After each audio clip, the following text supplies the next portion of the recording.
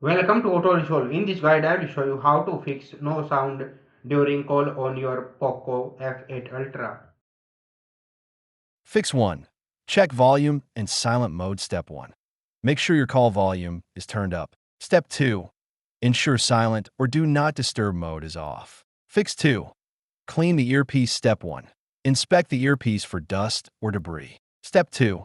Gently clean with a soft brush or cloth. Fix 3. Restart your phone. Step 1. Press and hold the power button. Step 2. Tap restart and try call again. Fix 4. Check Bluetooth/headphones. Step 1.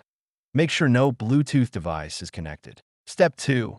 Disconnect any wire headphones and test the call. Fix 5. Reset network settings. Step 1. Go to Settings, Connection and Sharing. Reset Wi-Fi, mobile, and Bluetooth. Step 2. Confirm reset and test calling again.